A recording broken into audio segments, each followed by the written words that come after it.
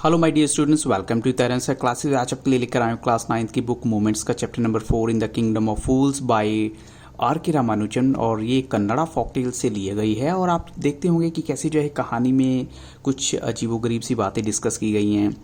But इस chapter के multiple choice question discuss करूंगा इस वीडियो में। लेकिन अब ये भी कहना चाहूँगा, अगर आपने मेरे चैनल की प्लेलिस्ट को एक बार विजिट नहीं किया तो आप जरूर कीजिएगा। वहाँ पर आपको क्लास 9th की कंप्लीट इंग्लिश का सोल्यूशन मिलेगा, जो कि NCERT explanation of all chapters. इसके अलावा सभी चैप्टर्स के 1 मार्क क्वेश्चंस, 2 मार्क क्वेश्चंस और मल्टीपल चॉइस क्वेश्चंस की वीडियोस भी अवेलेबल हैं। ऐसे ही आपको क्लास 9th की एसएसटी के जैसे डिफरेंट पार्ट्स हैं, हिस्ट्री, सिविक्स और जियोग्राफी और इकोनॉमिक्स, इनके भी मल्टीपल चॉइस क्वेश्चंस की वीडियोस अवेलेबल हैं। तो एक बार जरूर विजिट कीजिएगा इस वीडियो को देखने से पहले। एनीवे, फर्स्ट क्वेश्चन क्या है? In the kingdom of fools both the king and his minister were. आपको इस ब्लैंक को फिल करना है। वो कैसी थी? सेल्फिश, मीन, क्रिमिनल और इडियट्स। करेक्ट आंसर है यहाँ पर इडियट्स। अब चलते हैं क्वेश्चन नंबर 2 के लिए। What was the punishment decided for disobeying the Kings rules. अगर जो है किसी ने राजा के रूल को मानने की मतलब उसकी हिम्मत नहीं की या उनको जो है उनके रूल को तोड़ने की कोशिश की, तो उसको क्या पनिशमेंट फिक्स की गई? तो पहला ऑप्शन है all is property would be confiscated, यानी जब्त कर ली जाएगी सारी उसकी प्रॉपर्टी, और उसको जो है सिटी से बाहर निकाल दिया जाएगा और उसको जेल में डाल दिया जाएगा पूरी लाइफ के लिए, और उसको दी जाएगी डेथ पेनल्टी। और करेक्ट आंसर है बच्चों यहाँ पर he would be given death penalty. और क्वेश्चन 3 में आपको बताना है the two strangers wandered about the town till, यानी कब तक वो घूमते रहे टाउन में, जो है इवनिंग, मॉर्निंग, आफ्टरनून और नाइट। तो बच्चों यहाँ पर करेक्ट आंसर है इवनिंग, यानी जो गुरु और उसका जो डिसिपल है वो शाम तक घूमते रहे। उन्होंने सब कुछ नोटिस किया, यहाँ सब कुछ बिल्कुल अजीब था, सब लोग सोए हुए थे, लेकिन शाम होते होते जो है सब उठना शुरू हो गए। Not only human beings but जानवर भी।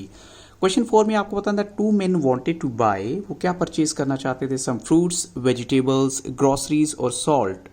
और करेक्ट आंसर है यहाँ पर ग्रोसरीज। अब चलते हैं क्वेश्चन 5 के लिए। What surprised them at the grocery store. उनको क्या चीज बहुत हैरान करने वाली लगी? They found that everything cost the same, a duddu, for a measure of rice a duddu, for a bunch of banana a duddu, और ऑल ऑफ दीज। तो बच्चों यहाँ पर करेक्ट आंसर है ऑल ऑफ दीज, यानी हर चीज के लिए आपको सिर्फ एक डूडू यानी 1 रुपया आप बोल सकते हैं, 1 रुपये खर्च करना होता। तो ये थोड़ा अजीब सा लगा उन्हें। क्वेश्चन 6 में देखिए, what did the Guru realise about this kingdom. गुरु को क्या लगा इस किंगडम के बारे में? यानी ये ब्यूटीफुल किंगडम थी, और वाइज पीपल की किंगडम थी, ग्रीडी पीपल यानी लालची लोगों की किंगडम थी, या एक किंगडम थी फूल यानी मूर्ख लोगों की।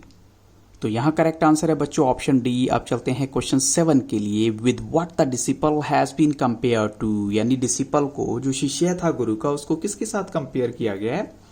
To a dog, to an ox, to a male goat, to a street side sacred bull.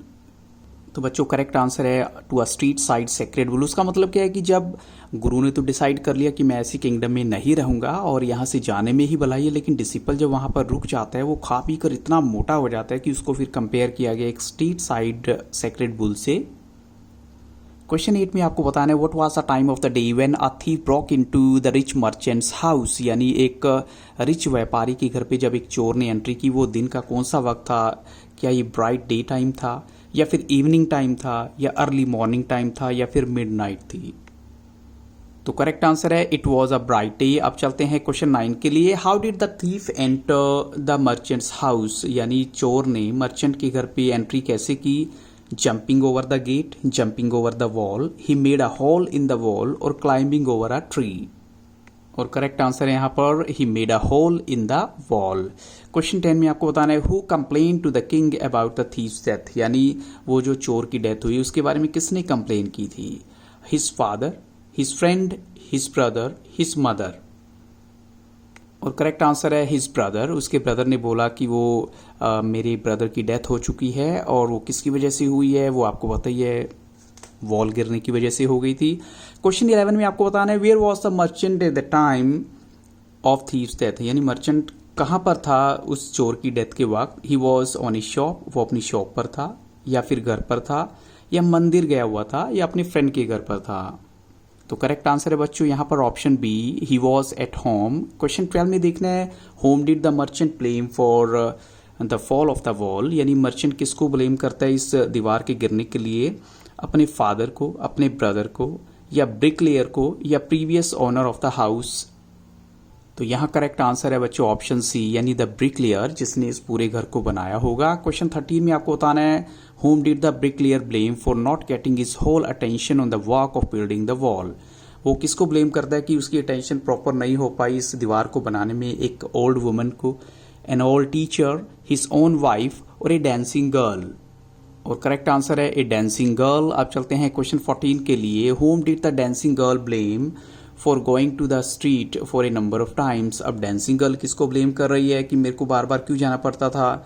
व्यापारी, या फिर गोल्डस्मिथ या सुनार, या फिर ब्लैकस्मिथ या लोहार, या फिर ग्रोसर? करेक्ट आंसर है द गोल्डस्मिथ, यानी सुनार की वजह से। वो कहते जिसके पास मैं अपने सामान लेकर जाती थी वो मुझे हर रोज यही बोल देता था कि कल आ जाना, कल आ जाना, इसी वजह से मुझे बार बार जाना होता था। क्वेश्चन 15 में आपको बताना है when did the king's man went to search him where did the goldsmith hide him? यानी जब किंग के, राजा के मैन जो हैं उस गोल्डस्मिथ को ढूंढने जाते हैं तो कहाँ छिप जाता है? टेम्पल में, इन द मार्केट प्लेस, और in the corner of his shop, और in the house of his friend?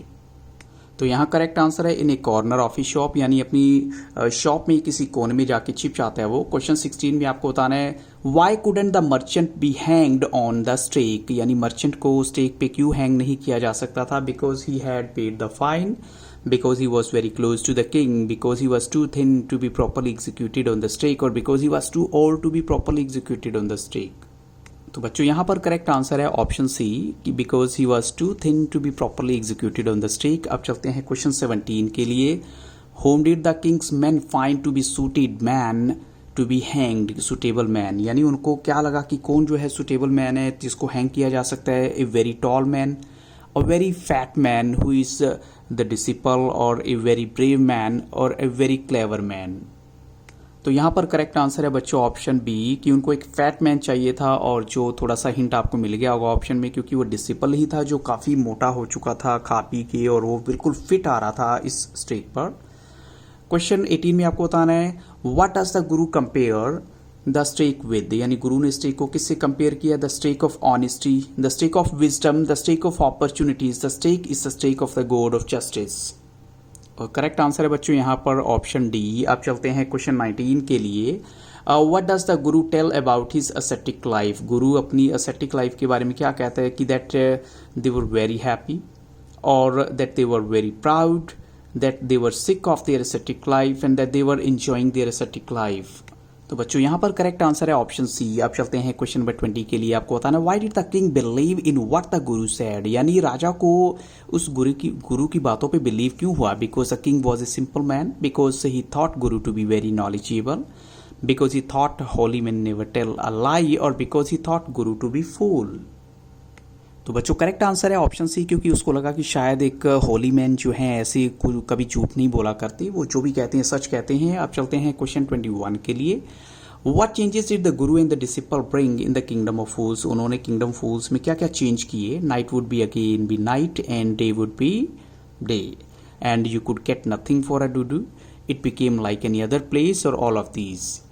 तो बच्चों यहाँ पर करेक्ट आंसर है ऑल ऑफ दीज, और इन्हीं क्वेश्चंस के साथ इस वीडियो को यहाँ स्टॉप करूंगा। So thank you really very much for watching Taran sir classes, and have a very nice day.